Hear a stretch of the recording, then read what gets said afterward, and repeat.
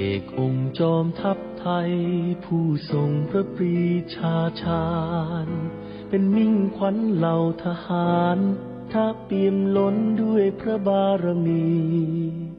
ขอถวายเทิดพระเกียรติด้วยจงรักและภักดี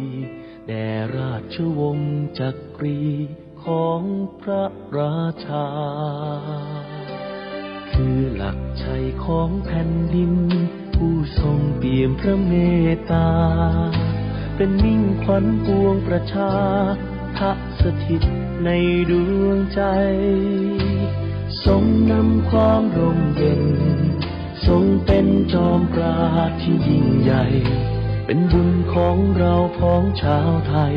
ทั้งแผ่นดินคือในหลวงผู้ทรงปิดทองหลังพระคือในหลวงผู้ทรงครองแผ่นดินโดยธรรมขอพระองค์ทรงพระเจริญขอพระองค์ทรงพระเจริญ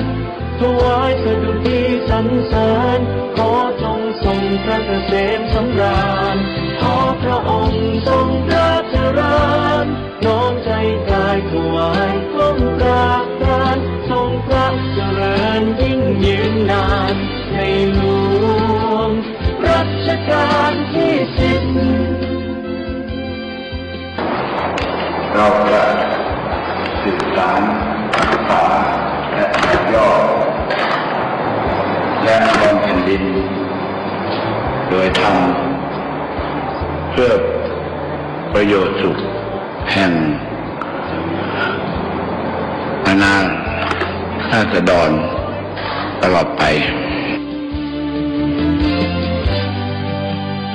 ขอพระองค์ทรงพระเจริญขอพระองค์ทรงพระเจริญถวายสดุดีสรรเสริญขอจงทรงพระเกษมสำราญขอพระองค์ทรงพระเจริญน้อมใจกายถวายก้มกราบทานทรงพระเจริญยิ่งยืนนานในหลวงรัชกาลที่10ขอพระองค์ทรงพระเจริญขอพระองค์ทรงพระเจริญถวายสดุดีสรรเสริญขอจงทรงพระเกษมสำราญขอพระองค์ทรงพระเจริญน้อมใจกายถวายก้มกราบทานทรงพระเจริญยิ่งยืนนานในหลวงรัชกาลที่10ทรงพระเจริญทรงพระเจริญทรงพระเจริญ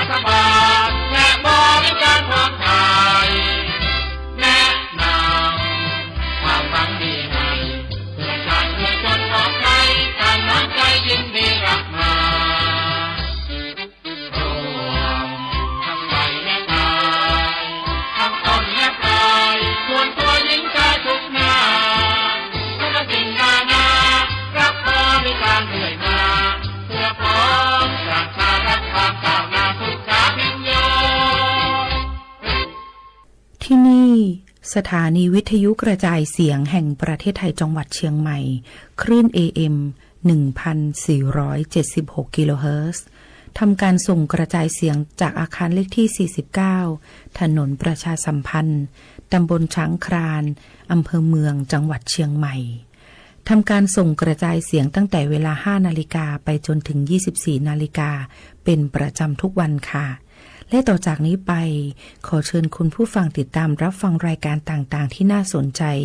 ของทางสถานีได้ตามลำดับค่ะ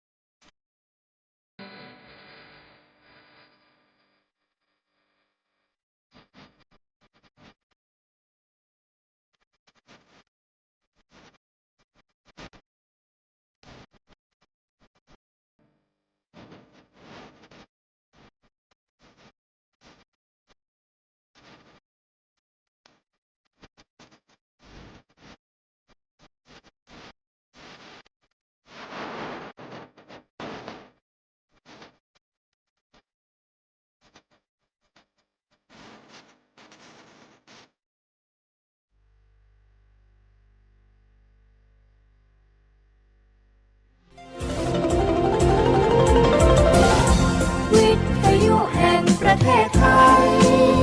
ให้ความรู้คู่ความสุข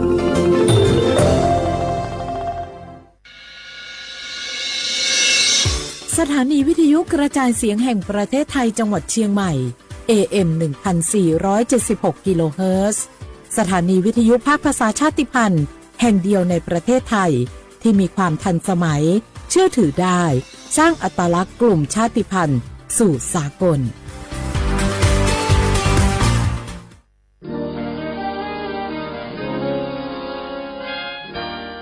เสียงจากพระสงฆ์นิกรชาวเชียงใหม่ถวายพระพรพระบาทสมเด็จพระเจ้าอยู่หัวเนื่องในโอกาสพระราชพิธีมหามงคลเฉลิมพระชนมพรรษา6 รอบ 28 กรกฎาคม 2567 ขอขอบคุณพระเจ้าอยู่หัวที่ทรงดูแลประชาชนให้มีความกินดีอยู่ดีเนื่องในปีมหามงคลนี้ขอให้พระองค์ทรงมีพลานามัยแข็งแรงทรงพระเจริญยิ่งยืนนานค่ะก็ขอขอบคุณในหลวงที่ทรงสานต่อโครงการพระราชดำริหลายๆโครงการทำให้คนในชุมชนของหนูมี งานทำแล้วก็มีรายได้เสริมมากยิ่งขึ้นขอให้พระองค์ทรงมีพลานามัยที่ดีแข็งแรงและขอให้พระองค์ทรงพระเจริญค่ะ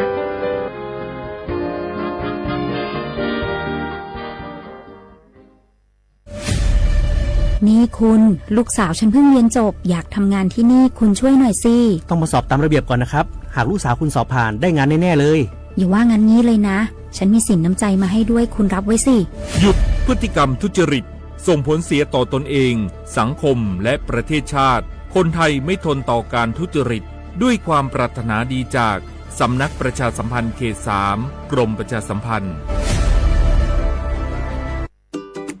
เนี่ยปี้ป้าจันข้างบ้านนะอยู่ดีๆเข้าห้องยาห้อง1669ไปปูนละโอ้เป็นไอ้อย่างนักก็เห็นหลานเปิ้นบอกว่าป้าแกเป็นความดันโลหิตน้ำตาลตกวันนั้นยังหันไปบกยาอยู่เลยก่อนนะว่าป้าจันเป็นไอ้อย่างบัดซอบไปหาหมอนั้นนะปี้ยังน้องนะบักเคยไปตรวจเช็คสุขภาพเลยเริ่มกลัวแล้วว่าจะเป็นโรคอะไรยังก็ใจเย็นๆปี้ว่าต่างที่ดีเขาต้องไปตรวจสุขภาพเปิ้นมีโปรแกรมนัดตรวจผู้ปีไปตรวจจะได้รู้ว่าเฮามีความเสี่ยงเป็นโรคอันยังพ่องรู้ก่อนจะได้เตรียมตัวก่อนรักษาก่อนบ่ต้องมานั่งกังวลอันเดียวเฮานัดกันไปตรวจสุขภาพที่โรงยาครบปีพอดีเจ้าปี้ป้าคนผู้เขานัดกันไปเลยเนาะจะไปลืมเนาะตรวจสุขภาพประจำปีสิ่งดีที่ควรทำรู้ก่อนเตรียมตัวก่อนเพื่อเข้าสู่ช่วงสูงวัยอย่างมีคุณภาพด้วยความปรารถนาดีจากสำนักประชาสัมพันธ์เขต 3 กรมประชาสัมพันธ์เกาะติดหน้าจอรอพบกับรายการคุยกับเศรษฐาที่จะพาคุณไปล้วงลึกเปิดเบื้องหลังอัปเดตความคืบหน้าการทำงานของรัฐบาลและตอบทุกข้อสงสัยของประชาชนโดยนายกรัฐมนตรีเศรษฐาทวีสินคุยสบายๆแบบเป็นกันเองทุกวันเสาร์ที่3ของเดือนเวลา 8 นาฬิกาถึง 8 นาฬิกา 30 นาทีเริ่มเสาร์ที่ 22 มิถุนายนนี้ทาง NBT 2 HD และสถานีวิทยุกระจายเสียงแห่งประเทศไทยทั่วประเทศ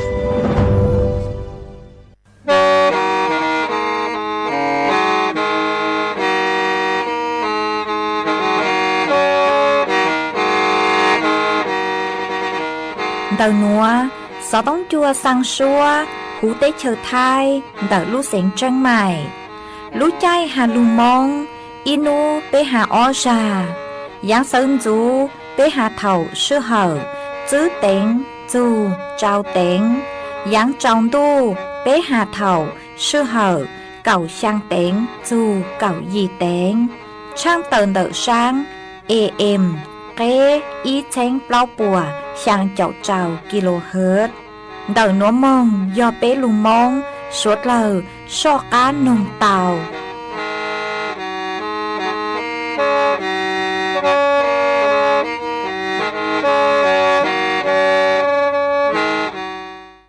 Nhớ xong y chồng nạt chữ cứ tin ninh chàng suốt lờ chùa nú văn sáo nú tì cậu bé lú sang linh đu xong ó chênh chữ bùa trào chào sang nú nuôn giang chùa lì xá yì tù cha cử cáng nú nuôn yò chú bì kỳ giang chùa lì xá chùa tù cha cử cáng bì kỳ yò lúa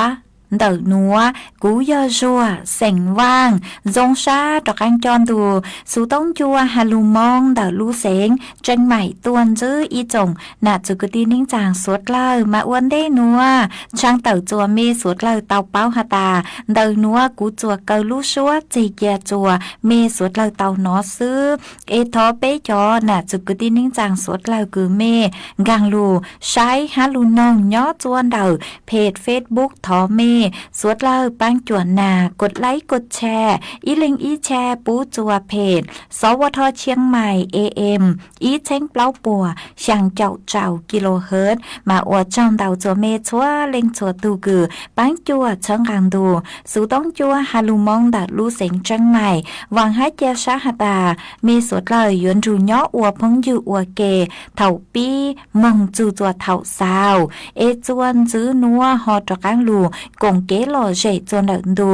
สูต้องจัวฮาลูมองดัดลูเสงจังใหม่จื้อมองเตาตูตีตูอาจินดาโนตูตาจะกูเมมวนกูแก่เจ้าจงสันว่าจง chỉ đi ra toa từ hoa bông cú mẹ mua câu kia kia chỉ thà nụ tô ta cú mẹ mua câu kia mu hoa tàu lưng tu lưng trong chỉ xa cha lu ta chua ta hi còn đó công cú mẹ mua câu kia xa tiền chế lăng tu lăng trong nhỏ ca tu cứ nó chế chỉ mua tu xa rong cha nu nó cứ mà đi tua đi kia xin thà nu tu ta li có cú mà li cha thăng cho hậu cú ba lư tia chúa xin nâng nhỏ hậu ca tu cứ tu xa rong chẳng chúa trong họ xin thà nu tu ta tu tên tu họ xin thà nu tu ta cha cú mẹ mua câu cha cha cha sống sống ta đua trong trơn chỉ đi ra tua trơn đã thâu cú mẹ mua câu cha cha xin thà nu tu ta chẳng vì giờ cú mù tờ lư tu lư trong chỉ trong cú tia li chạy tê chú trừ tia chỉ ta tu cha lu tăng chua tăng hi nhỏ có trong tia li mua công ta bê trao lo yang vi giờ tờ lư tu lư trong chỉ trong cú mẹ mua câu kia chúa nu cha chỉ mò cha bao cha nu nó cú tua chỉ li trăng xin thà nu tu ta li có cú lu ba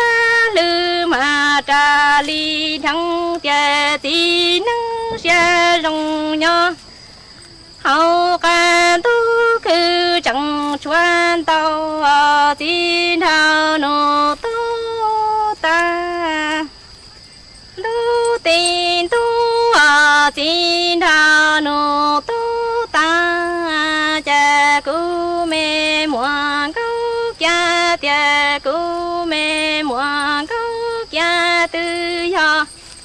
tu mẹ câu in ta en thâu y tho cha ư qua cha hi nâng nhỏ lo xin châu cha cha có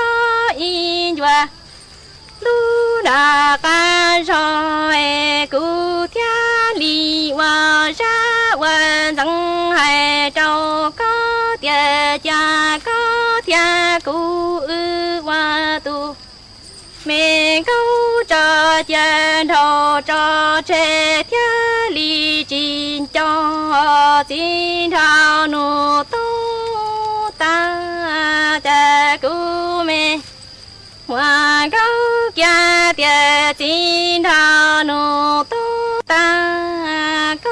thia cú nô tư cho tu câu y thọ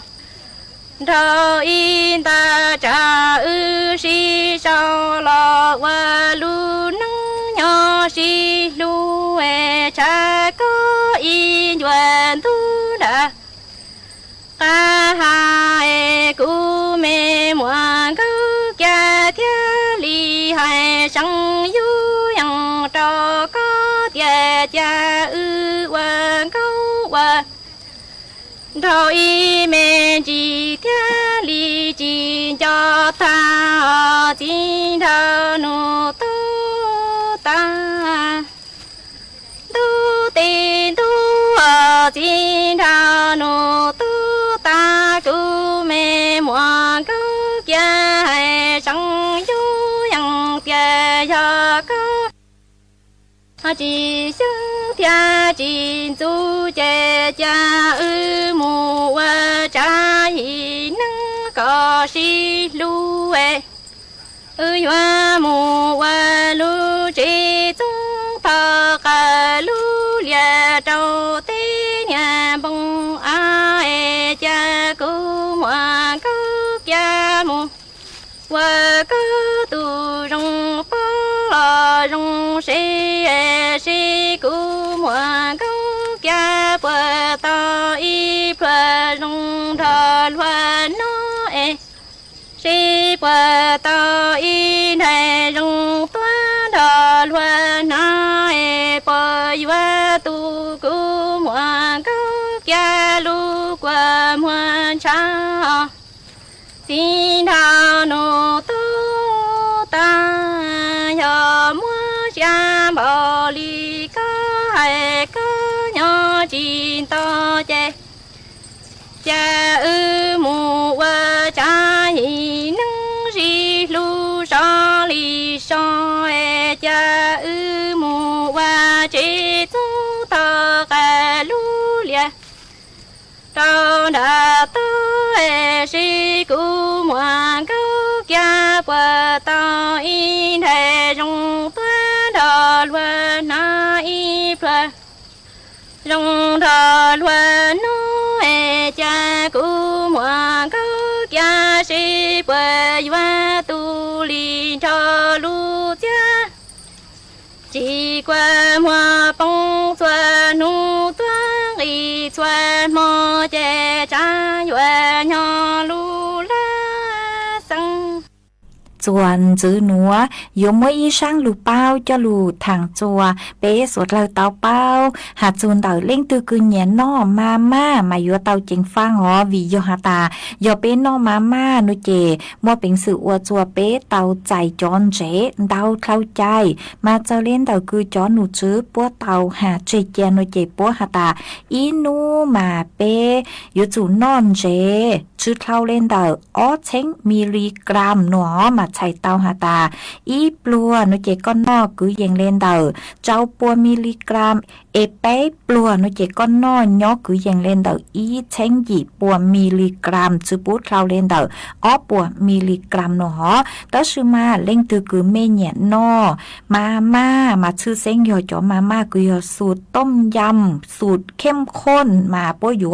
เจ้าจอนเจยอจงหูมาอีซองมาซื้อหน่อยเจตื้อมัวเป็นสื่อชาจูเลนดออเช้งมิลลิกรัมเหล่ามาใช้เตาหาตาก็นอตัวซองมาเตาซื้อหน่อยเจก็ตื้อเตาใจจอนเจเจ้าเลยอีนู้เหล่าหัวยหาตาก็หาเจงนอไปปลัวห้าหน่อยเจนอหรืออย่างห้าหน่อยเจกูอยู่อวดจัวก็รู้เจเตาใจจอนเจเตาเข้าใจเหล่ามามัวเป็นสื่ออวดจัวเป้เตาใจจอเกมอกเก้งลูนดอกขอคือเกลินเจเตามัวเป็นสื่ออวดจัวเตาใจตูมอเจ้าเตามาวีเล่นเตายัวเตาเจ๋งฟังเกิงเกาเลยหนอเล่งตือคือหาตาเมเนียนอมาหนูเจยัวเตาเจ๋งฟังหลงเป้าเมตุแค่งอจือยอหาตาจือปูจวนนอแต่ชื่อมันนอเตาเด่นนออีชาจือยอนานูนอโอเล่นเตาเจเปลูเจยัวเตาใจจอนเจคือยอโซเดียมเตาเข้าใจเหล่าเจอวดจัวมัวมอเมืองเก่งหลูจัวเปลูเจเตามากูหอมัวจะหลูทางอวเกเป้าเลนัวจัวสวดเล่าเตาเป้าเลนัว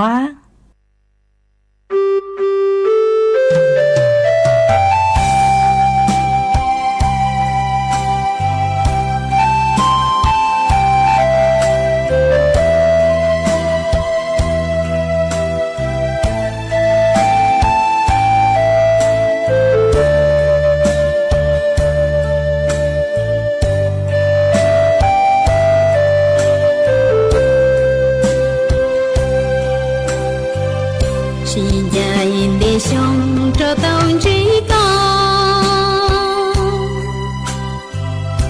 có trắng rung rau li bùa thâu cho kê lu gió bùa thâu lúa qua có nhỏ của tuôn trí cô sư 心在大诺个只早里，莫捉莫依莫度莫记，个争论起里呀头一，我个你努论起照顾。sa chi cho tia tròn chi có đua yêu cũng bao xuân là nữ yo thia nó có tuôn chia chữ ly thầu và cô nia nu buồn đại có xứ tràn dầu lon trái lúa bao tia cá thia cùi yo cùng gạo thâu vì có từ thâu mu yo lúa thu cô mê luôn thâu chạy qua ý xia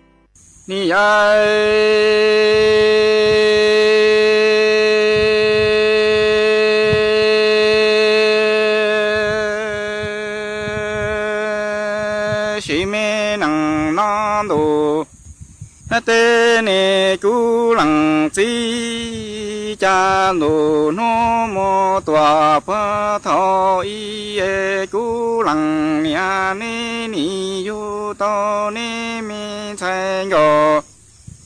thân thờ lo wa lu nằng nho e chú lăng nia nê ni lu la ti wa lu e nê ni na chai lo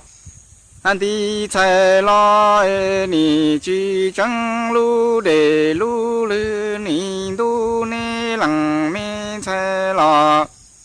à tu su tơ sĩ năng na cho mong chi mùa nê lăng mê chạy ni chi ya nya hay lăng tu e la ru ru la tiên go e chi chia ra wa nya tua la tan cha e cu lăng si chi đàn ru lo tua la tua thi la ni chi tao lu cu lăng chi ro la ta ni min chai cho nia kinh chơ ni ai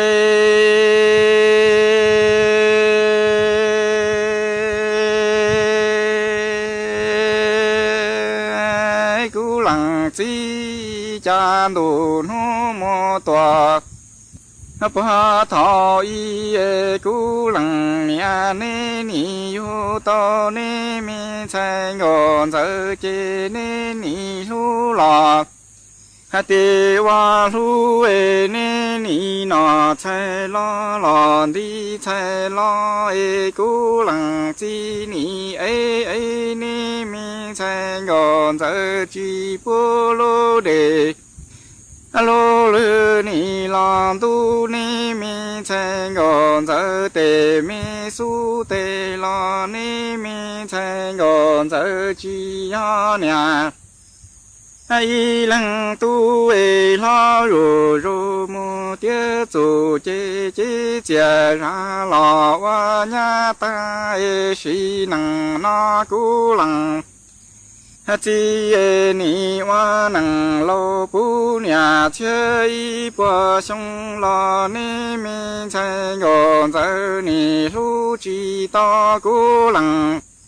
chi nia y ro la ta ni mi chai go zơ lo lu xia re ma ni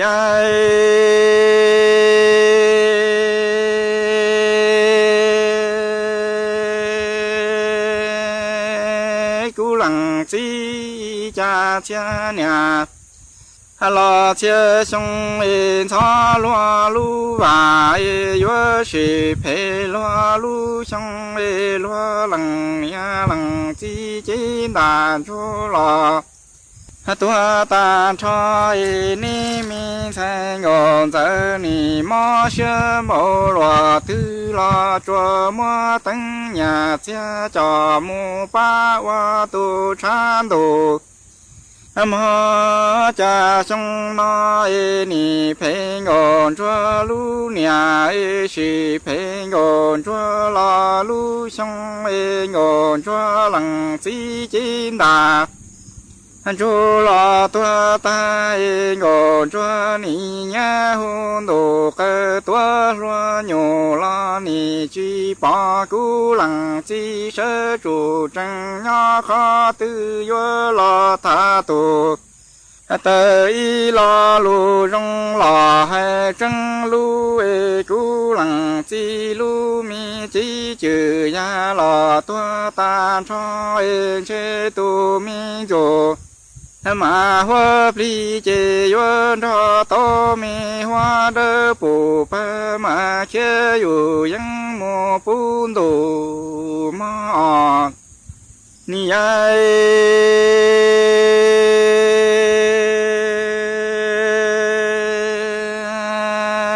cú lăng chi cha chia nhà lo chia sông e shi pe loa lu nia lo chi loa lu trong e loa lăng nia lăng chi chi đàn chu lo tua tan cho e mi go cho ni lu lo ti wa lu lo go cho ni mo to tăng mi nhà chia e cho mo pa wa tu mi chan do cho tàn chi ma song na e yo shi pe ngon cho lu nia la chi ngo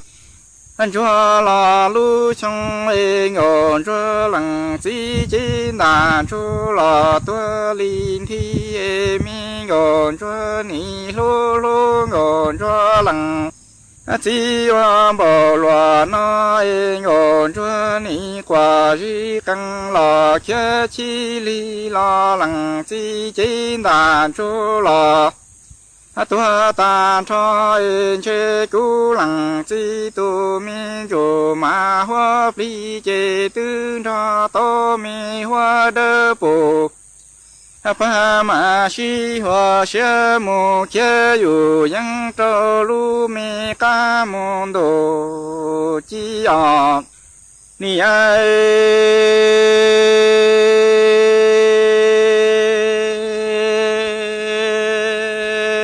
cú lăng chi cha mi gòn chúa sa li gò la tu xia shi năng nó ni chi to lu cú lăng chi nia y cho tròn gòn chúa lu xia mô lò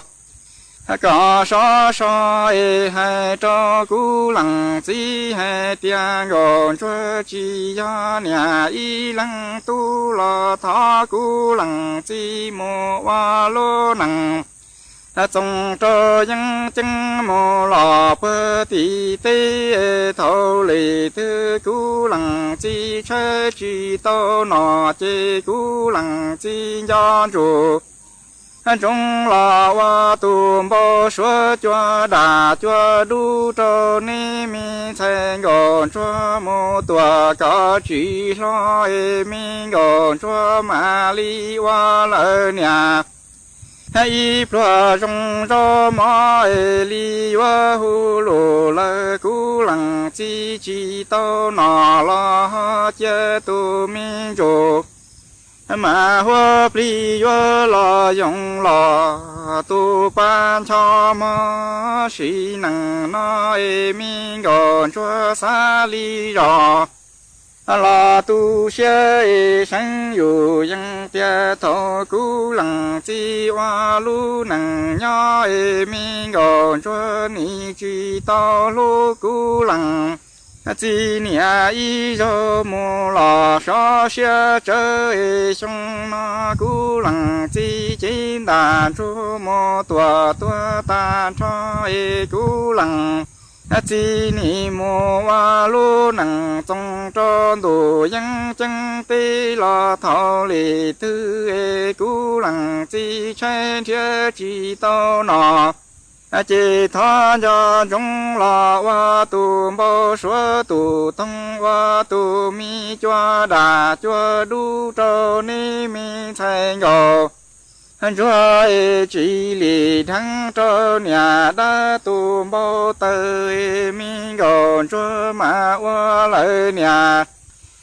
hay plua trong gió mò hưu lù lời cú lăng chi chi to nọ lo cú lăng chi tu mi chô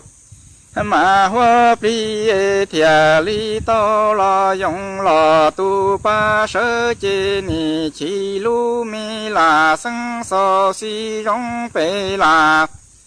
đu trà mong tin đủ rơ cho cú lăng chi nhỏ cho trên đồ chê tê tư lò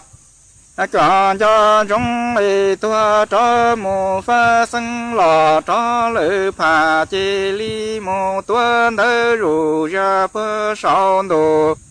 u yue cha la wa đua y xì la tu chi tu ma ta nô sinh y nia mò tê ta mò y ông mò tê ta mò bê yo ho bê yo hay cầu lo bê là yo lo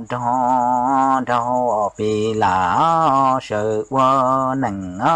chi tao để gầu lo bê là một tua ta cha yo tao gầu lo bê là đủ xin đi lỡ đa đa trâu yo tao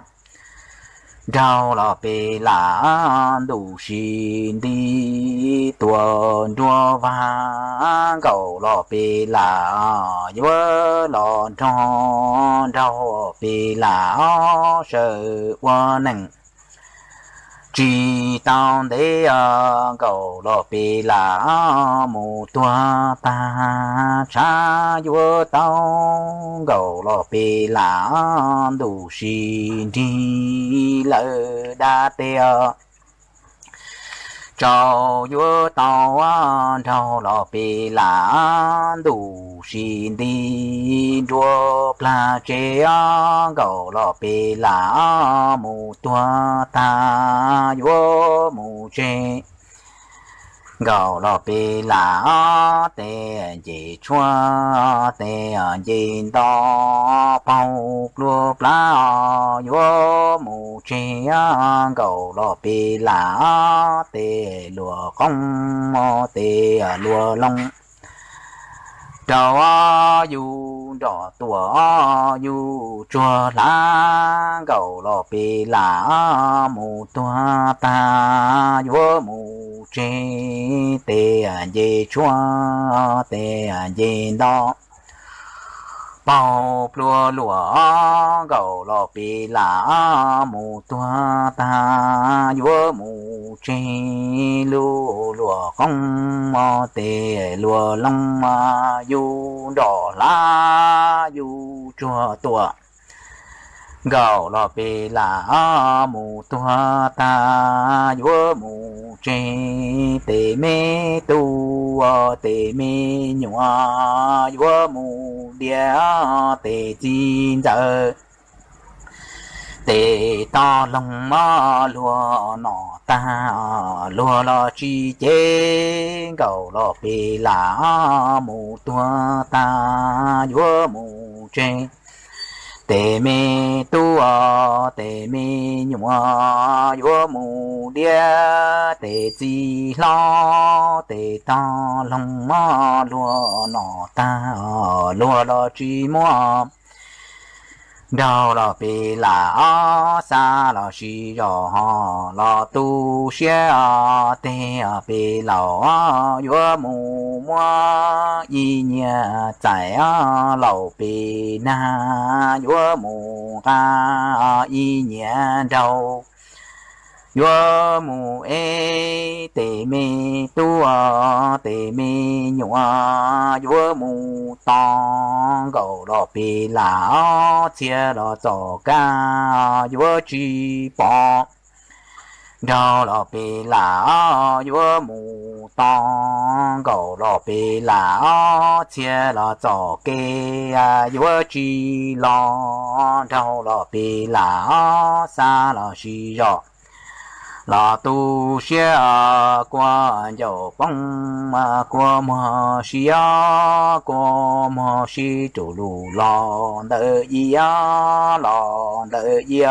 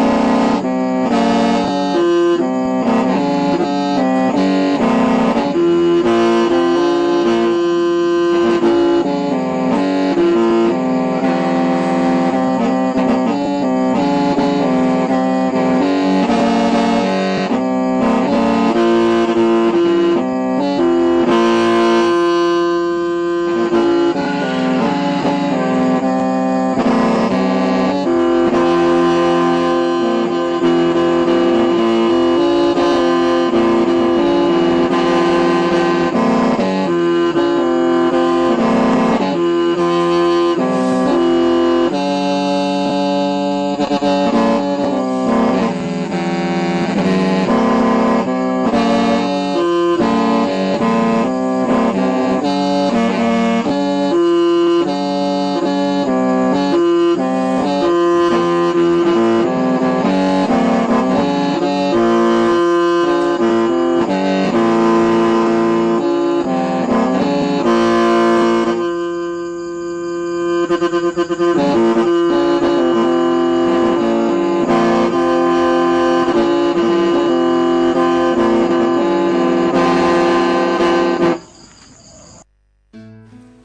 yêu thầm bao dạng ha cú yêu xí sự hận để lòng giờ lên đó sốt lời cả chỉ một mốt không cho lũ nó chọn nhau nè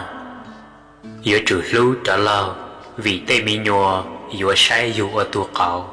mỗi khu nà gì xí yêu tàu chua lũ sông ở từ cú mỗi ít từ tu đang tỏ cỡ nhau hông y chợ hà lù dù mong chỉ mua kẻ ở từ chỉ giờ chạy mò trả lại tàu xẻ lại kẻ trôi chúa nà pu dù ở từ nhỏ lại sư nà pu lâu lại kẻ một lần chỉ là cái kênh tối lần chỉ là chỉ khó trên tê trên tờ lúc sẽ hở thấu nó mò mà mỗi tay rau mò và trên lỡ bề vò cho sâu trong kẻ từ nhau chạy run rú chỉ nhà nà pu lo lề kẻ mỗi im mò từ nhau trả lại hạ cho từ tu ở ta có gì có nà mà ô chúa cả này sau hướng lại giờ chẳng cha có nà được biết nó mò sâu trong qua kề hay kề chế cú ye yuang gò chỉ tao mò lề ta kỳ có cha lề mùi dũa y lú trong em mua có nà chạy mù nó mò cho tị cậu chế thì na từ tu qua chỉ tao lề cha chế nữ cha lề mùi dũa tao y lú trong lú mua nữ nà chạy nó mò cho tị cậu chế lại chỉ lề thằng đời lư chế từ tu ha tu nhang cha lề chỉ lú lên nà lên lại cha lên nà nó mò tị cậu chế chế lên nà từ tu sa nà nu nó mò cho cô mua sư tao trên đây tao cá kể chợ trừ lũ trái Christmas kể cú nà chín đó cha lên mùi dũa tao ít khó thoại lựa cho từ tu tu giờ cho Lego cứ giờ cho thoại mua shit lò và tao lũ chế kể từ tu tu đó cha mua cho thoại cho lũ shit lò và tao ít lũ nhỏ chế rong gạo từ lũ sai mà từ những khổ gần gạo hả ta từ tu tu mà mua bình sự há kỳ hình kể từ cha lên nó từ tu nhỏ tu đó hả ta mi tu có lúc trẻ nói rong câu hay mua bê trời không bự kể từ từ nhỏ tu đó cha lên khá cho từ hả ta nà hát gì cứ lúc trẻ nó mà mua bê không bự na lúc không luôn luôn đã nó giờ cứ hát cứ tu có bự lu họ lúc mi ra tao nó chè giờ cứ cho mi nhỏ lu họ lúc mi ai sáng tao u nó chè giờ mấy lẹ chỉ ta lên đại sư lúc không đã nó giờ không nằm mò lúc trong lu cứ cháu trở hụp lại nó giờ cụ tổ có pu ha cụ cho mi nhỏ bé lúc trong nó mò họ mê lúc trong nó mò kể cụ mất cháu cho tí cậu trẻ tí kể cụ nạt chín đó cha lên nông ở từ tu hả ta mi tu lì nu có lu tua có một có pu mi nhỏ có chỉ lu ư lại ló và cha có họ mỗi ư trái một nó mò cho tí cậu trẻ tí nó kể ở từ nhỏ tu đó cha lên hạ cho ở tu hả ta nà hát gì cụ yên lu mê là mà ta chỉ mà lửa nu của lu tua của gió có pu ha mua mi nhua chè mấy gì lâu lại cho tôi nên lâu chè gió chủ nó mò thì cầu chế là bồi gió mà ta chỉ nó của pu lâu lại bé thứ chỉ cha của pu được bé nó mò đã lúc trong lu là nè chè lửa nu chè mấy hạt chi nó thì cầu chế tí ý dạng lấy của pu ha xứ lo mò thầu cứ ở từ nhà tu hà lên nó cho ở tu ta chè ở tu chả lên ra chỉ bộ cá hà lên chẳng gì lên lại chỉ lệ thằng đời lưu chỉ ở từ sẽ lệ trọ kháng trả ở từ nạp pu trọ kháng lùn rù bốn nòng mò cho sau lú trong lú hà ở từ sẽ lệ lú ở từ nạp pu lú chữ cho nà nu nô ý chồng phong dư bé sốt lờ cứ tuần đời nô số linh chữ từ dây mua nà mua gì sốt lờ dây mua tu mua kỳ dạng cứ yêu kha cho yêu tây mi tu mi nhua mà bố yêu cờ chỉ tao ta chỉ dạng cứ yêu ô cho bố bù mà bố yêu khẩn gạo giờ lên đó giờ lửa nú có sáng của cái cho mi nhua lu có cái ta xí nó có yếu chủ lu có nãy có gì chùa cái cho mi nhua bụng họ giờ ta xí nó có chỉ lu có nãy có gì cái lửa nú có thể mi tu mi nhua dây chỉ lu có ý dạng gạo ha cho cứ đi bé cho cứ tôi nhỏ chủ lu tuổi trẻ nó bộ mua lên từ tăng tỏ cho yêu nạ yêu chỉ màu nhỏ tỏ chế lâu ha cụ thọ kha cho co hả ta lú chế lâu cứ tăng xì nô có cho con nạ có chỉ màu nhỏ chế nữ yếu do lú chế lâu cứ lử nú có tê mi tu mi nhùa yếu cho có màu nhỏ y dạng gạo ha cho mi nhùa cứ tôi yêu nhỏ tới chuyện mi cả nó mà bố cho lên mi cả lời ó bố chỉ bao hả ta kế lú nạ lú chỉ do lịch trang lên na do yêu lú yêu nạ yêu chỉ tăng xì nô cho bố bù chế lử nú bố cụ lú yêu y dạng lên đó họ do ta chỉ nói yêu chỉ lú yêu này yêu chỉ yêu cho yêu này yêu chỉ một nhỏ chế lao là do yêu ở bề cho yêu này yêu chỉ chế lừa nú bố như khẩn gạo khẩn đó đó cán ô cho yêu hết sữa giờ na nú nọ lên từ mua nạ mua chỉ đưa yêu nhỏ nữa chế cả chỉ lú nữa lừa nú có gì tàu chạy khẩn đó đó cán đó họ giờ lên từ họ tàu cho yêu này yêu chỉ một nhỏ bề chế lao lại nó lo mà nó một chữ chế cả chi một cho yêu này yêu chỉ cho các đường đưa yêu nhỏ vì yêu cho mình nhỏ ye yêu sai trong yêu ở tu cầu anh đồ ni cứ tin là mê bề sinh suốt lơ trong rề là tí chờ họ bị uống nền nhỏ chú kỹ thằng dây kỹ tao rong chim chuông gió thầu cứ bị nó lên nà luôn mi bướng rồi tí cô khó lên nàng luôn xuống lên tiếng nã chê xa lên nhỏ bi tu phong dư tao họ dù kỹ thang dây kỹ tao rong chê nhỏ thầu cứ nó lên nã luôn mi nghe lên nã thành diêm băng trọc biên dông họ tiếng nã xà lý dòng tiếng là tí tuân nên nó tu phong dư rong lên nã lúc lăng dọ tiếng lúc chờ bên trên ê non nã mi bồ sa cồn tuân lên lúc tăng này hôm lên nã lúc lăng dò pi lu chớ chà sa họ nọ nã mi bồ sa cồn tuôn lên lúc tăng này ta nâng họ lên nã tu chêm lên lu quân nọ lo lên gió hà chế yuông bao lên na ô sa lợn đồ lò con đi ti cô thao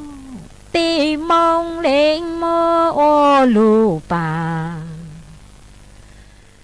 lùn rô hạ ta nhu cu chế tu chỉ nhang nhu hơi lên na chủ kỹ tu chê lên dấu yuân nọ lo lệ lu hà chế yua cho nơ lên na ô sa lợn đồ lò con đi ti chỉ pu cô pa e pi mong lên mơ ô lu pa lùn rô hạ ta nhu tứ chêm lỡ nhu trí mò họ cha lên em tu a lỡ tổ màu tu cứ e lên lô cô dung ru ta chủ lâm tu ô chi tạo bị trợ pro ca trốn lên nà nọ ê luôn là tí nô họ chu kinh lòng muốn lên nà cô rồi lên nã tư rộng bố tàng lễ cường gầu nô cải cuốn trâu yuan dây tỏ hồ lên nã tu a tu tu cư ê ở lên lô cô dung ru ta chủ lâm tu yo chi tao bị chết lại rót trô lên nàng nàng ê luôn là tí nô dù kiến lão muốn lên na cô rò ê lên na tư rong bố tàng lễ cường gầu nô cải cuốn trâu yuan dễ hang nơ hạ chú lên na chú kiến lu chê lên na tư lâu lỡ dù lo lên nã trên gan nung nô trốt chú kỹ cứ em tê tu tiền say tráng làng mô say lên nã họ ha chỉ tao lên nã in lu chê tu chả chê cũng mô bao tua lỡ dù lò của dư họ lên nắng lâu ru ru lên nắng càng lỡ nô trốt chủ kế ai ti tu tiền say tráng làng mô say lên em hà chỉ tàu lên nã in lu lo tu già trên con mô bao tôi dù giữ tổ trốn rô xa ở lên nắng ở chăm hạ chú lên nã chú kiến lu chê lu trốn lu ri chê ê nhang trốn lu ri chi có tu còn say chế vô bầu trí tôm lên nã tu chan chỉ cô vô khờ lên nã tu kê lu kê rong cha truông rô sa tăng nà y cha y chi hôm lên nã tu kê lu chê lu trốn lu rê chi nhang trốn lu rê chê ê tì tu tiền say chế vô bầu trí tàu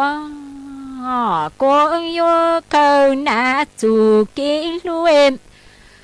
chúa có không say mình chúa sa tăng nà y ta nè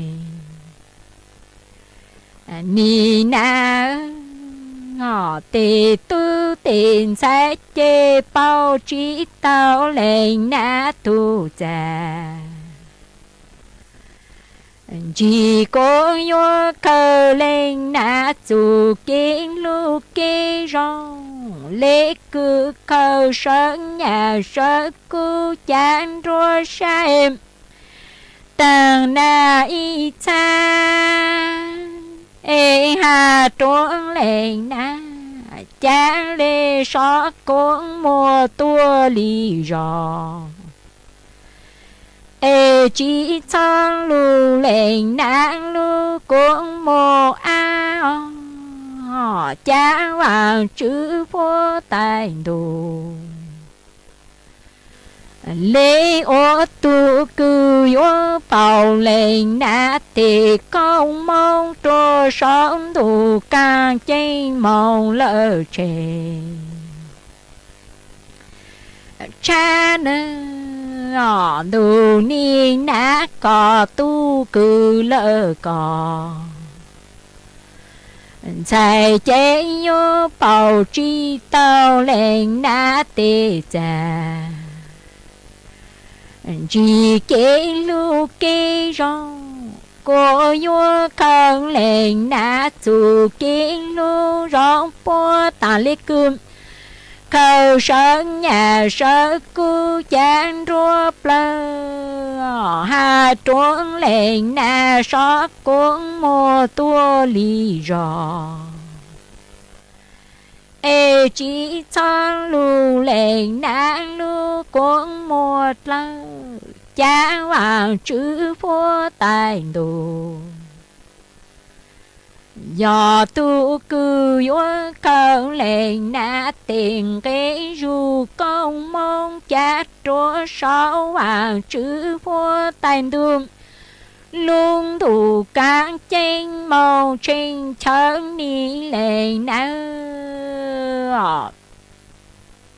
ý chồng nà chữ cứ đi nính chàng suốt lờ lũ sư hở cu tứ dúa tăng lờ chè cuốn dạy mê suốt lờ mừng chùa lũ sư hở bảo lê nụa sư ế bê mảng trọ cáng lù sướng rứt lùa chua nở đù sú tống chua hà lù mong đã lũ xanh tranh mài tàu chua thầu tăng kỳ sơn chú lũ sư hở chữ téng chua trao téng thầu giáng trong đu lũ sư hở cậu sang téng chua cậu dị téng mà nú nụa ua trong đào chua mê chua lên chùa từ cử cô bán chùa chân càng đồ số tống chùa hà lù mong đã lũ xanh tranh mài ha ê thó của mê chùa lên chùa tùn chứ kế no càng nhỏ rồng mua kế càng xa nhỏ rồng suốt là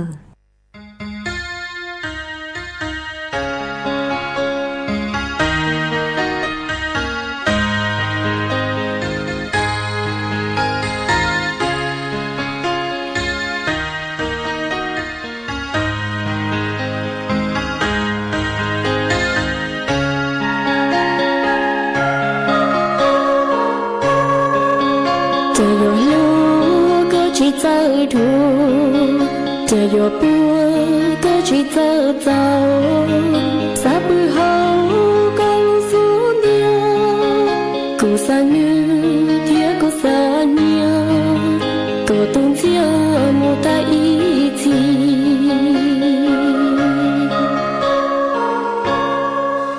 rồi cả nhau em chỉ bao giàu rồi cả bư em chỉ bao đủ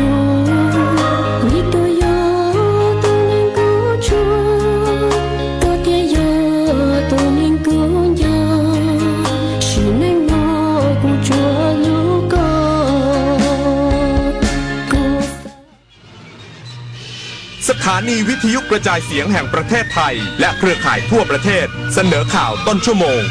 รู้เร็วรู้จริงเกาะติดทุกสถานการณ์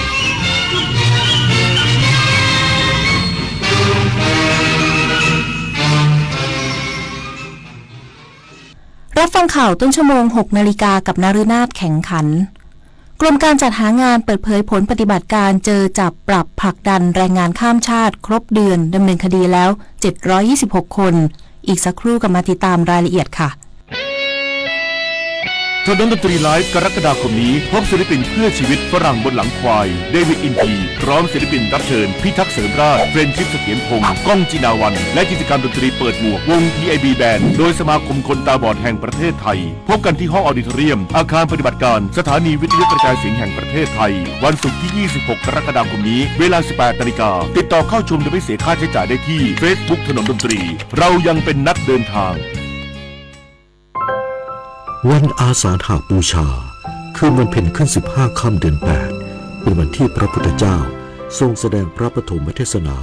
ธรรมจักรกับปวัตตนสูตรและเกิดพระรัตนตรัยครบองค์3คือพระพุทธพระธรรมพระสงฆ์20 กรกฎาคมวันอาสาฬหบูชาขอเชิญชวนพุทธศาสนิกชนร่วมทำบุญตักบาตรรักษาศีลฟังพระธรรมเทศนาและเวียนเทียนณวัดใกล้บ้านเมื่อประเทศสมาชิกอาเซียนก้าวสู่สังคมสูงวัยไทยในฐานะเป็นประเทศเจ้าบ้านโดยกระทรวงสาธารณสุขเปิดศูนย์อาเซียนเพื่อผู้สูงอายุอย่างมีศักยภาพและนวัตกรรมหรือศูนย์อาไก่รองรับสังคมสูงวัยในทุกมิติส่งเสริมคุณค่าสร้างพลังกายใจแก่ผู้สูงอายุในอาเซียนพัฒนาองค์ความรู้นวัตกรรมและสร้างความร่วมมือด้านสาธารณสุขในระดับภูมิภาค นี่คือแบบทดสอบทักษะการรู้เท่าทันสื่อว่าคุณมีมากแค่ไหน 1. ฟังเนื้อหาอะไรเชื่อทันทีใช่หรือไม่ 2. เห็นข้อมูลที่คิดว่าดีมีประโยชน์มือไวอยากแชร์หรืออยากกดลิงก์นั้นทันทีใช่หรือไม่ 3. เชื่อหมดใจไม่สนแหล่งที่มาของข้อมูลใช่หรือไม่หากตอบว่าไม่ทั้งหมดขอแสดงความยินดีเพราะคุณมีภูมิคุ้มกันการถูกชักจูงจากสื่อต่างๆไม่ตกเป็นเหยื่อของข้อมูลข่าวปลอมง่ายๆทักษะการรู้เท่าทันสื่อเปรียบเสมือนอาวุธสำคัญของผู้บริโภคข่าวสารรุ่นใหม่ในยุคปัจจุบันกรมการจัดหางานเปิดเผยผลปฏิบัติการเจอจับปรับผลักดันแรงงานข้ามชาติครบเดือนตรวจสอบแล้วกว่าแสนรายดำเนินคดี726คนนายสมชายมรกตศรีวรรณอธิบดีกรมการจัดหางานเปิดเผยว่าเจ้าหน้าที่ด้านการตรวจสอบการทำงานของแรงงานข้ามชาติซึ่งประกอบด้วยกรมการจัดหางานสำนักงานตรวจคนเข้าเมืองกองบัญชาการตำรวจท่องเที่ยวกองบังคับการปราบปรามการค้ามนุษย์และกองอำนวยการรักษาความมั่นคงภายในกำลังพลจากทุกจังหวัดทั่วประเทศออกปฏิบัติการตรวจสอบจับกุมและดำเนินคดีนายจ้างสถานประกอบการและคนต่างชาติที่ลักลอบทำงานผิดกฎหมายควบคู่กับการประชาสัมพันธ์สร้างการรับรู้ข้อปฏิบัติตามกฎหมายที่เกี่ยวข้องกับการทำงานของคนต่างด้าวและมติครม.ในคราวต่างๆได้อย่างถูกต้องล่าสุดผลการดำเนินงานตั้งแต่วันที่5มิถุนายนจนถึง11กรกฎาคมรวม36วันเข้าตรวจสอบสถานประกอบการทั่วประเทศแล้ว 8,776 แห่งดำเนินคดี280แห่งและตรวจสอบคนต่างชาติกว่า 18,000 คนแยกเป็นสัญชาติเมียนมากว่า 80,000 คนกัมพูชากว่า 16,000 คนลาวกว่า 7,000 คนเวียดนาม104คนและสัญชาติอื่นๆ 3,547 คนมีการดำเนินคดีคนต่างชาติ726คนโดยเจ้าหน้าที่ชุดดังกล่าวจะปฏิบัติหน้าที่ต่อไปอย่างเข้มข้นเจอจับปรับผลักดันจนครบระยะเวลา120วันนิตยาคุณสิมรายงานจังหวัดสุรินทร์แจ้งเตือนประชาชนให้เฝ้าระวังสถานการณ์ฝนตกหนักและฝนที่ตกสะสมอาจเกิดน้ำท่วมฉับพลันและน้ำไหลหลากบางพื้นที่ระหว่างวันที่ 14 ถึง 17 กรกฎาคมนี้นายพิจิตรบุญทันผู้ว่าราชการจังหวัดสุรินทร์เปิดเผยว่าได้แจ้งเตือนชาวสุรินทร์ให้เฝ้าระวังสถานการณ์ฝนตกหนักและฝนที่ตกสะสมอาจเกิดน้ำท่วมฉับพลันและน้ำไหลหลากบางพื้นที่ช่วงวันที่ 14 ถึง 17 กรกฎาคม 2567 ป้องกันความเสียหายโดยตรวจสอบดูแลสภาพแวดล้อมรอบอาคารบ้านเรือนและสิ่งปลูกสร้างให้อยู่ในสภาพมั่นคงแข็งแรงเพื่อป้องกันปัญหาน้ำรั่วซึมเกิดการทรุดตัวและพื้นที่เสี่ยงหักโค่นล้มทับได้รับความเสียหายเกิดอันตรายได้ควรกำจัดสิ่งกีดขวางทางน้ำไหลบริเวณร่องน้ำคูคลองเพื่อเปิดทางระบายน้ำป้องกันปัญหาน้ำท่วมขังส่วนกรณีสัญจรบริเวณน้ำท่วมขังหรือบนผิวจราจรควรเพิ่มความระมัดระวังกระแสน้ำไหลแรงซึ่งมีความเสี่ยงอาจทำให้รถยนต์เสียหายได้สำหรับเกษตรกรควรเตรียมการป้องกันและระวังความเสียหายที่จะเกิดต่อผลผลิตทางการเกษตรและดูแลสัตว์เลี้ยงไว้ด้วยกฤษดาสุนทรสวทสุรินทร์รายงานเช่นเดียวกับจังหวัดสุราษฎร์ธานีเตรียมความพร้อมรับสถานการณ์อุทกภัยฤดูฝนนี้โดยเฉพาะพื้นที่ที่มีความเสี่ยงเกิดภาวะน้ำท่วมขังเป็นประจำนายบุญเรืองหลงละลวดหัวหน้าสำนักงานป้องกันและบรรเทาสาธารณภัยหรือปภ.จังหวัดสุราษฎร์ธานีเปิดเผยถึงการเตรียมความพร้อมรับสถานการณ์อุทกภัยปี 2567 เพื่อติดตามการเตรียมความพร้อมการรับมือสถานการณ์อุทกภัยในช่วงฤดูฝนและลดผลกระทบให้ประชาชน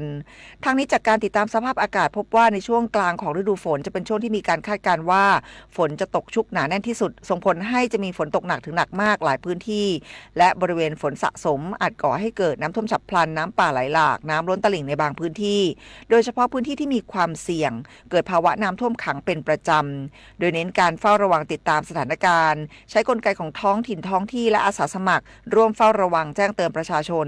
ตลอดจนเพิ่มประสิทธิภาพการระบายน้ำกำจัดสิ่งกีดขวางทางน้ำรวมถึงเตรียมความพร้อมหากจำเป็นต้องอพยพและศูนย์พักพิงชั่วคราวที่มั่นคงปลอดภัยรองรับประชาชนวิภาวันเทศประยูรสวทสุราษฎร์ธานีรายงานจบข่าวนาฤนาถแข็งขันอ่านรับฟังข่าวครั้งต่อไปเวลา 7:00 น.ค่ะติดตามข่าวที่นำเสนอไปแล้วได้ที่ www.thainews.prd.go.th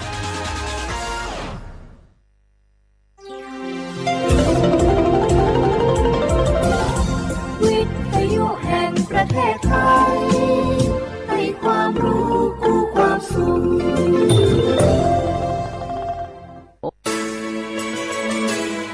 สถานีวิทยุกระจายเสียงแห่งประเทศไทยจังหวัดเชียงใหม่ AM 1476 กิโลเฮิรตซ์สถานีวิทยุภาคภาษาชาติพันธุ์แห่งเดียวในประเทศไทยที่มีความทันสมัยเชื่อถือได้สร้างอัตลักษณ์กลุ่มชาติพันธุ์สู่สากล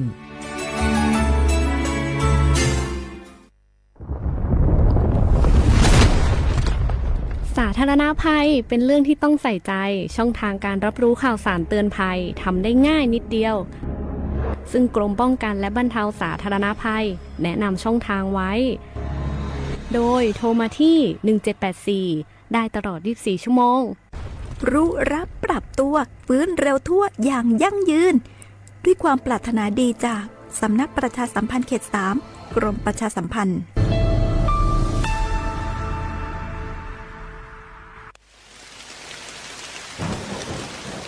หน้าฝนทีไรแถวบ้านหนูดินถล่มทุกปีคุณครูมีวิธีเตรียมพร้อมรับมือเมื่อเกิดดินถล่มบอกให้หนูรู้ได้ไหมคะได้สิครับนักเรียนดินถล่มเป็นภัยธรรมชาติที่มักเกิดคู่กับน้ำป่าไหลหลากถ้าเกิดฝนตกหนักนานกว่า6ชั่วโมงน้ำในแม่น้ำและลำห้วยจะเพิ่มสูงขึ้นอย่างรวดเร็วน้ำจะมีสีขุ่นมากกว่าปกติดังนั้นเราต้องสังเกตความผิดปกติ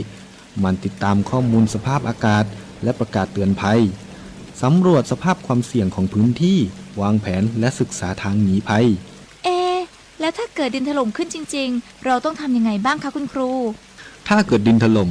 เราก็ต้องรีบอพยพไปตามเส้นทางที่ปลอดภัยให้ห่างจากแนวกันไหลของดิน 2-5 กิโลเมตรนะครับ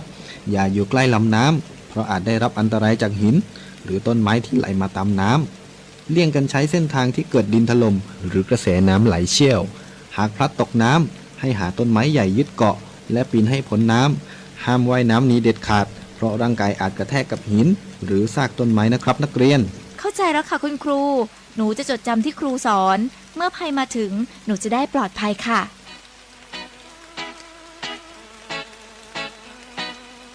รู้ไว้ก่อนภัยมาถึงด้วยความปรารถนาดีจากสำนักประชาสัมพันธ์เขต 3 กรมประชาสัมพันธ์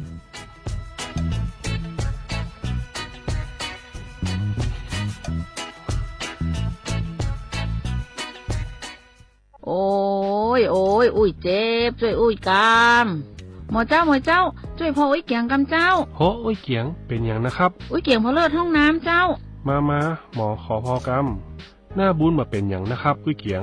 แต่ป้าคำครับหมอแนะนำเนอะบ้านใดที่มีผู้สูงอายุภายในห้องน้ำควรมีฮาวกัมที่สามารถเดินได้ทั่วห้องน้ำและปืนห้องน้ำควรเป็นวัสดุที่บ่มื่นหรือแยกส่วนแห้งและส่วนเปียกโถส้วมก็คือเป็นแบบนั่งราบเพราะผู้สูงอายุจะนั่งยองลำบากประตูก็ควรจะเป็นที่สามารถปลดล็อกจากด้านนอกได้และควรมีแสงสว่างเพียงพอเพื่อที่จะพอหันสิ่งของภายในห้องน้ำได้ถ้าเป็นไปได้ห้องน้ำควรอยู่ใกล้กับห้องนอนบักกว้างและบักแคบจนเกินไปเจ้าคุณหมอเดี๋ยวป้าจะขยายไปปรับปรุงห้องน้ำเจ้าก่อนที่อุ้ยเกียงเปิ้นจะพอเลิศแหมล้อมเนาะการจัดสภาพแวดล้อมที่เหมาะสมและปลอดภัยสำหรับผู้สูงอายุควรเริ่มตั้งแต่ภายในบ้านโดยเฉพาะห้องน้ำเพราะห้องน้ำคือสถานที่ผู้สูงอายุมีโอกาสที่จะเกิดอุบัติเหตุได้ง่ายนะครับด้วยความปรารถนาดีจากสำนักประชาสัมพันธ์เขต 3 กรมประชาสัมพันธ์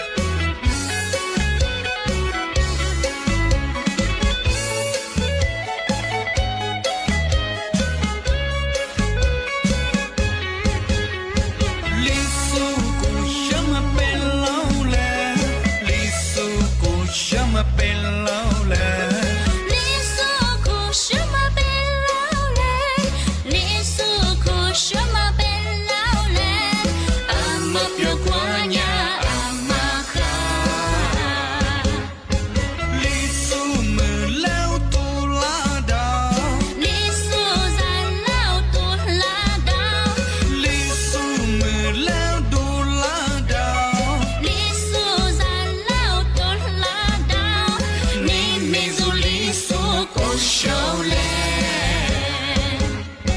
我起啦嘿，我起啦，木瓜瓜嘿，木瓜瓜啦。我起啦嘿，我起啦，木瓜瓜嘿，木瓜瓜啦。阿妈别瓜呀，阿妈哈。里苏木老我起啦。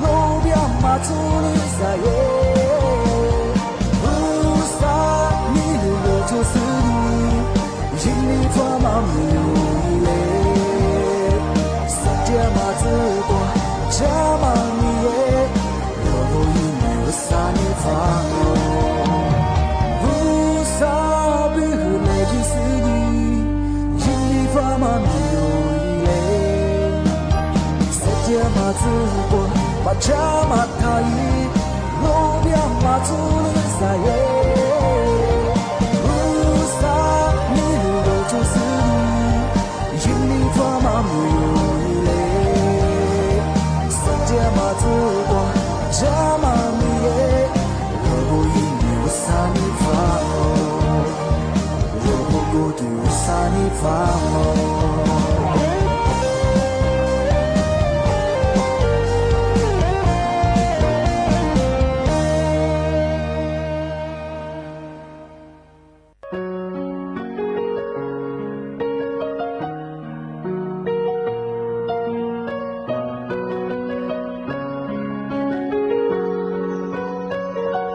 马扎的马斯尼阿门瓦夏的家了，下面白个乌萨扎古德，一直马内瓜，抽西古那么，瓦呀尼瓜索鲁那嘎了。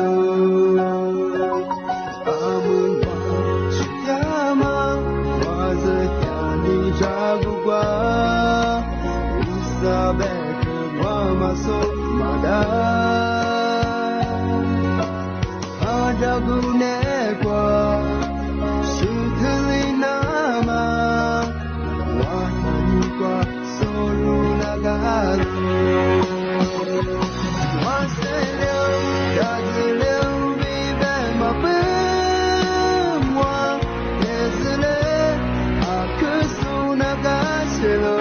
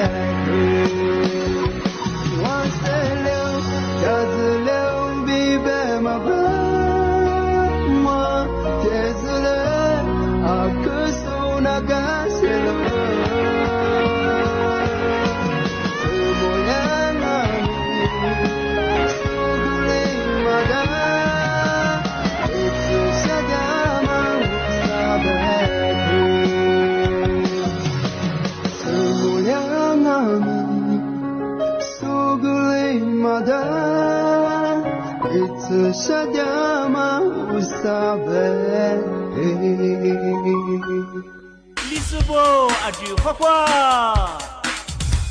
Supa gusa dama pilo Roshi doge zidu zimo yinama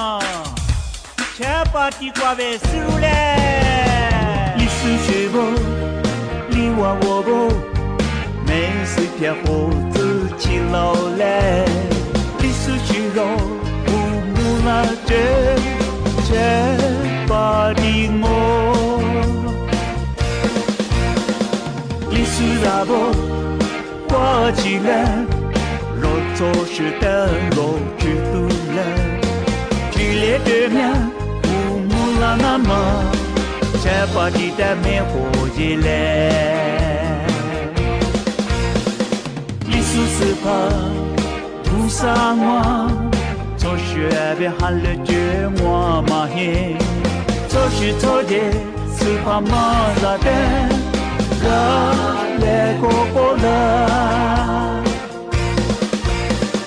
Ragu madi,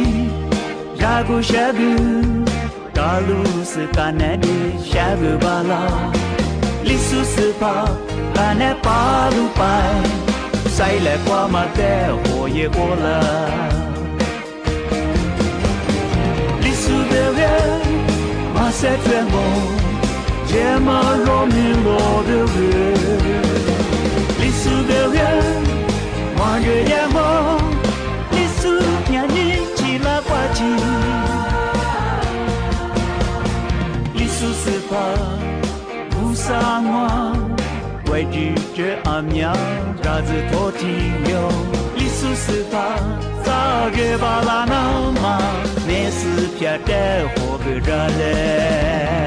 罗巴蒂亚罗希库啊，苏巴蒂亚苏希库啊，罗希库格格罗萨提，罗希库巴蒂的罗切布，苏希库班亚苏面啊，苏巴蒂班亚苏人啊，罗西罗我乌拉木拉比，你过山去罗西花柳。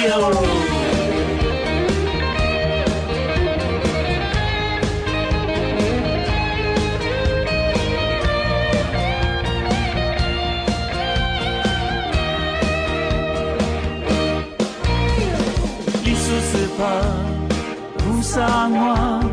从学边喊了这我嘛嘿，从去从的是怕么子的，让来过过了，รากูมาดีรากูแชบูกาลูสกาเนดีแชบูบาลาลิสุสปาคาเนปาลูไปใส่แหลกว่ามาแต่หัวเยโกลาลิสุเดเวมาเซตเวโมเจมาโรมิโลเดเวลิสุเดเวมาเกยโมลิสุญาณิจิลากว่าจิลิสุเดเวมาเซตเวโมเจมาโรมิโลเดเวลิสุเดเวมาเกยโมลิสุญาณิจิลากว่าจิลิสุสปาอุสามว为拒绝阿苗，啥子托提牛，历史是怕咋个把拉那嘛，那是偏的活不着嘞，那是偏的活不着嘞，这个都他咪嘞。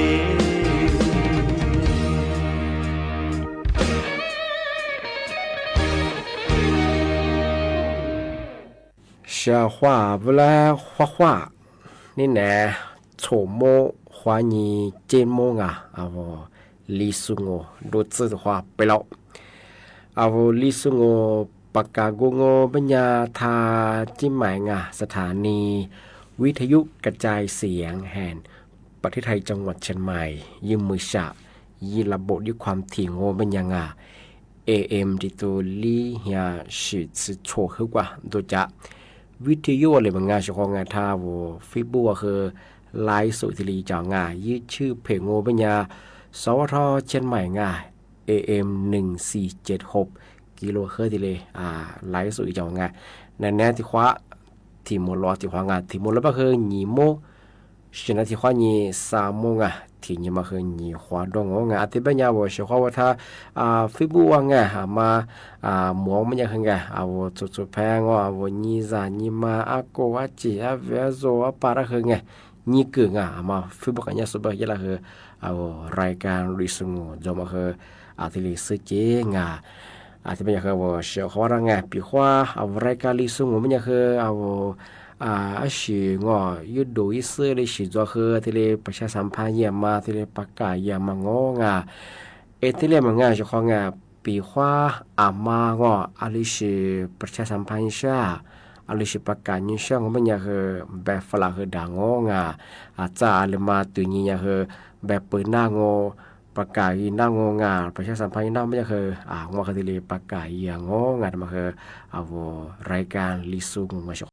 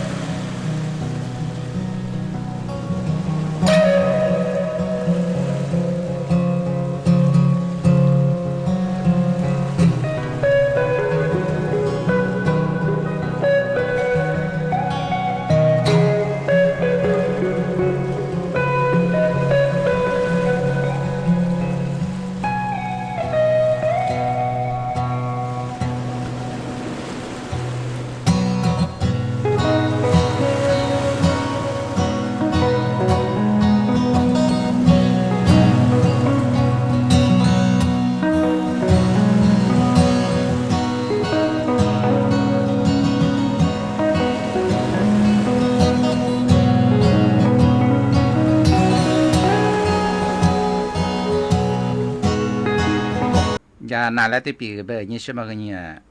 啊我20年初级的嘛一蛮多的嘛一着那里那嘛小伙我了出边么呀咋过呢是换两行哎咱们过嘛还是咱我们呢一蛮的啊那第一蛮的怎么我们呢嘛还嘛一下啊里是抓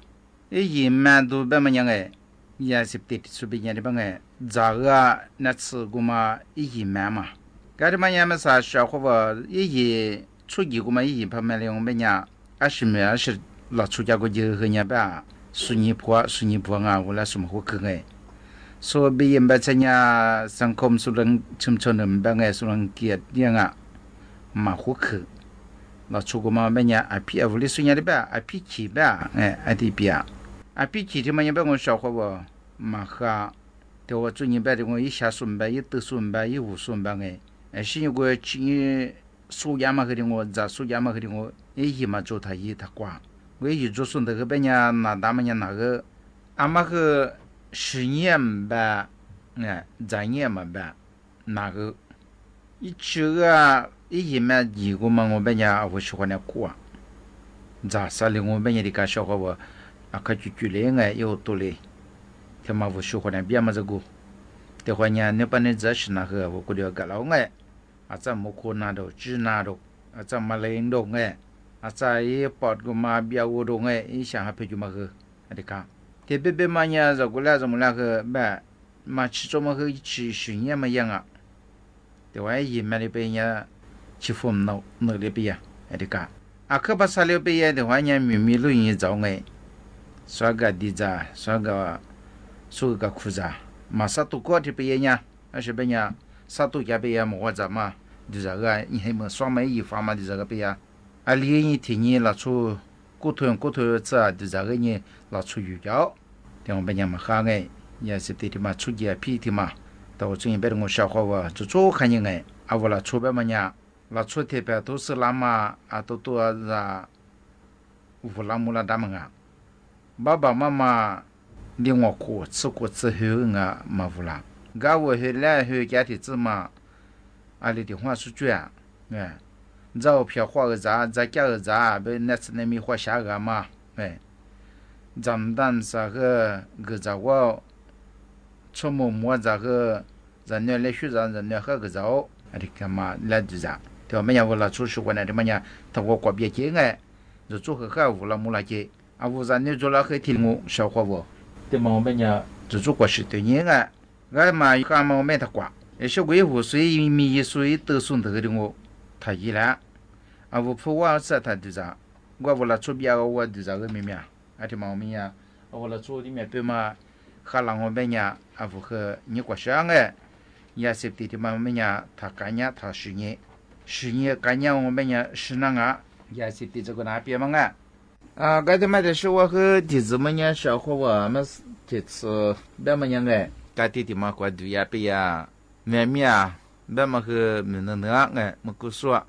么个人说呢，那个那么个种哎，么个说痛苦个嘛，啊小白伢里前面话多别话，啊我啊做错啊，个天下嘛伢吧，啊是个没熊哎，啊多伢的去嘛那，啊小嘛别哎，啊多别在哈是的子，对吧？伢多别吧，啊痛苦的嘛个，伊嘛还嘛投资业我们伢嘛投。把人家别喏，没关系啊哒，啊我明天嘛来打巴当啊，啊喏打巴了巴当我别人小伙啊，我拉出想下对呀，我讲要就想下别为拿票，没来票，你对外面是个别平安啊，啊都可的嘛，要别人小伙我，就嘛那个嘛爱查个长啊，我们的嘛不查，啊都啊的讲啊都最近小伙啊多的嘛，我们家啊多他出他光他出票个，你瞧六八卦。嘛出当买他出，啊外面个的我床么块几么光，每年没条块多么光，每年块多么每年这个哈，这块多是我旁边我每年小伙我那个的别个我说查嘛我每年啊我们也嘛光每年哈我块多嘛这个我每年小伙我那的别个小伙我啊你他出门第三年你这次啊我出门啊啦你自杀次你次过他我不啊我。阿米呀，这条我们呀，阿米船个几个别无快丢个别原木学生的我们吃快丢到嘛我们家一吃了我们家一杯飞我们吃那快丢啊我是都我们家是因为自己嘛好我做年啊适合啊我你的对你哎啊你的女样呗是都和米里的宽边哎啊适合好啊俺们上嘛学俺们上我们家啊是都和嘛好一杯的说够我哎的个啊说你的茶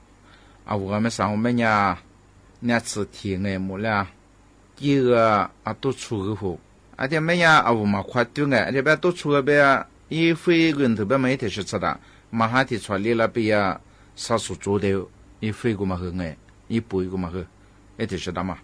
对我家我一兜我们家有多里到这一口空我们家一飞没到对我们家啊是都么我咋啊可嘛喝嘛哎得是长哎对我们家小伙我啊我一把让我们家哎我的快对我们家这个喝哎其实啊我一飞过嘛嘛我别人哎深夜啊，我这个路我都和一块住啊，我反正别么的不知别么的跟么哇录音我呀，我实际要和一我服装啊，深夜你这边么个呀我啊，第一波的妈妈别么不多这年但是和啊我们他们和么差，我都么出和样哎，但我们也小伙我和啊你的出门女一大么啦，每个的这个年都是样哎。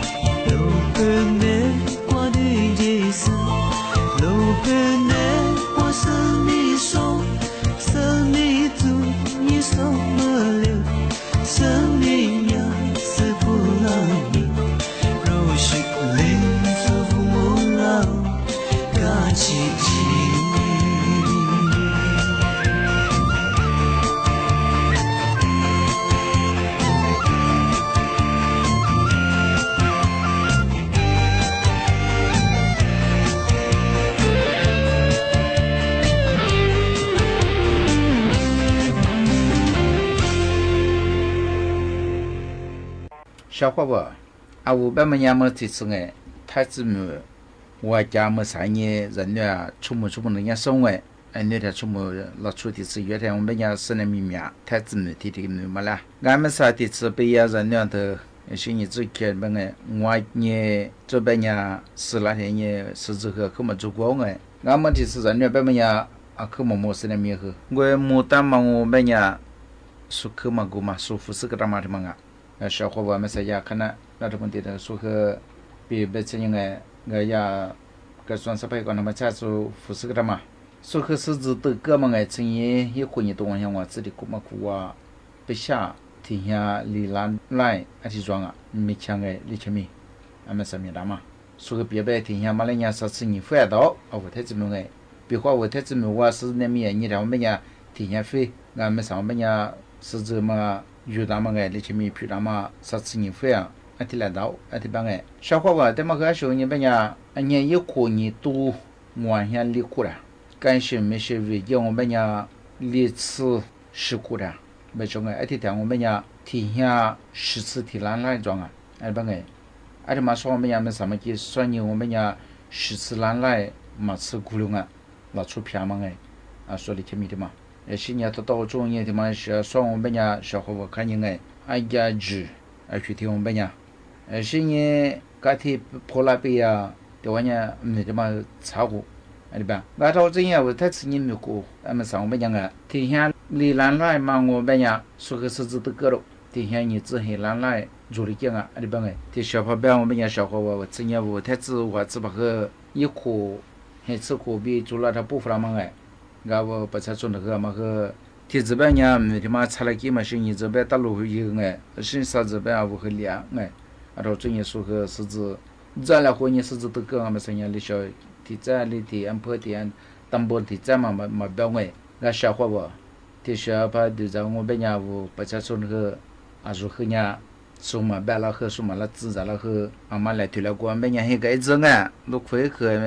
这个在把我阿米个做呢这个抓是指路子吧把么样个อาทิมังง我แบบเนี่ยชาวว่าไอ้ยาที่มันคือกาลินาอามีที่มันคือช้างอ่ะอันไม่ใช่ยังแบบว่าที่ยาอ่างเก็บน้ำอันที่มันชาดมันคือยังแบบเอาไว้ที่จะมาเอาคือหัวมาไปโชว์ที่ยาเขื่อนชาดมันไงภูมิพลจังหวัดตากอันไม่ใช่ยาโชว์ล้านลูกบาศก์เมตรสิ่งนี้ยาเขื่อนสิริกิติ์จังหวัดอุตรดิตถ์ว่าคือดีกว่าลีล้านลูกบาศก์เมตรมาสึกกระเดียงอ่ะก็ที่แบ่งขวาคือยังแบบของชาวเขาว่ายาลบบุรีว่าที่ก็ร้องมันคือยังแบบยาอ่านจุดก็มาไม่ยา双年我们呀，你呀，初次你来600米，